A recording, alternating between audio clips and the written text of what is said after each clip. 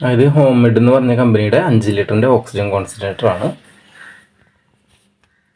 മെഷീൻ്റെ ഇവിടെയാണ് on of button വരുന്നത്. ഇവിടെയായിട്ട് ഓക്സിജൻ ഔട്ട്ലെറ്റ് വരുന്നുണ്ട്. ഇവിടെ നമുക്ക് ഓക്സിജൻ ഫ്ലോ റെഗുലേറ്ററും ഫ്ലോ മീറ്ററും ഇവിടെയും വരുന്നുണ്ട്. പിന്നെ ഇവിടെ ഡിസ്പ്ലേ കാണിക്കുന്നുണ്ട്. ഇവിടെയായിട്ട് LED ഇൻഡിക്കേഷൻസ് കാണിക്കുന്നുണ്ട്. ഓക്കെ, മെഷീൻ്റെ ഈ ഒരു സൈഡിലായിട്ടാണ് നമ്മൾ ഹ്യൂമിഡിഫയർ ബോട്ടിൽ വെക്കുന്നത്. ഇത്തരത്തിലത് ഓപ്പൺ ചെയ്തതിന് ശേഷം ഹ്യൂമിഡിഫയർ ബോട്ടിൽ ഇതിൽ കണക്ട് ചെയ്യാം. ഹ്യൂമിഡിഫയർ ബോട്ടിലിൽ മാക്സിമം മിനിമം അടയാളം ഉണ്ടാവും. അവിടെ മാക്സിമം എന്നുണ്ട്. അപ്പോൾ മാക്സിമത്തിൻ്റെ തൊട്ട് താഴെ വരെ നമ്മൾ ഡിസ്റ്റിൽഡ് വാട്ടറോ പ്യൂരിഫൈഡ് വാട്ടറോ ഫില്ല് ചെയ്യാം. എന്നിട്ട് നമ്മൾ ഹ്യൂമിഡിഫയർ ബോട്ടിൽ ഇതിൽ വയ്ക്കാം. ഓക്സിജൻ ഔട്ട്ലെറ്റിലേക്ക് നമ്മൾ ഹ്യൂമിഡിഫയർ ബോട്ടിലിൻ്റെ ട്യൂബ് കണക്ട് ചെയ്ത് കൊടുക്കാം. ഓക്കെ, അതുപോലെ തന്നെ മെഷീൻ്റെ പവർ കോഡ് വരുന്നത് ഇവിടെയായിട്ടാണ്. ഇത് നമുക്ക് റിമൂവ് ചെയ്യാൻ പറ്റാവുന്ന പവർ കോഡാണ് വരുന്നത്. ഇങ്ങനെ ഇതിൽ പവർ കോഡ് പ്രോപ്പറായിട്ട് കണക്ട് ചെയ്ത് വയ്ക്കുക.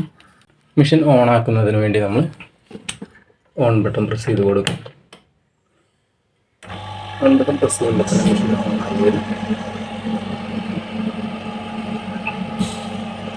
ഇതിലാണ് നമുക്ക് ഫ്ലോ കാണുന്നത്. ഫ്ലോ ഇപ്പോൾ 3 ലിറ്ററിലാണ് കിടക്കുന്നത്. നമുക്ക് എത്രയാണ് ഡോക്ടർ ഓക്സിജൻ ഫ്ലോ പറഞ്ഞിട്ടുള്ളത് അതനുസരിച്ച് നമ്മൾ ഫ്ലോ കൺട്രോൾ ചെയ്ത് കൊടുക്കും.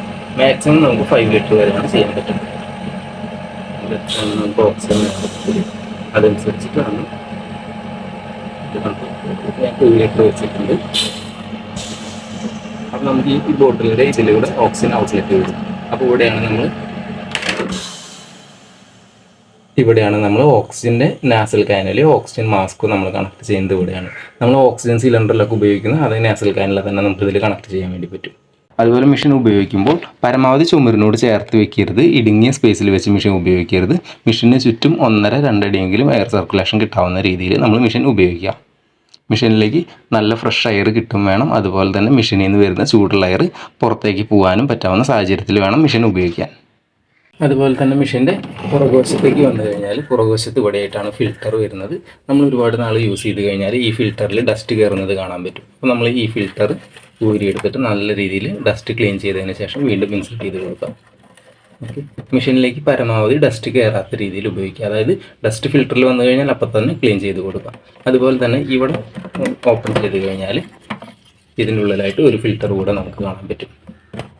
ഈ ഫിൽറ്റർ നമ്മൾ ഡസ്റ്റ് കയറി കഴിഞ്ഞാൽ റീപ്ലേസ് ചെയ്യുകയാണ് ചെയ്യുക. ഇങ്ങനെ പുറകിലോട്ട് വലിച്ചെടുത്ത് കഴിഞ്ഞാൽ ഈ ഫിൽറ്റർ ഊരിയെടുക്കാൻ വേണ്ടി പറ്റും.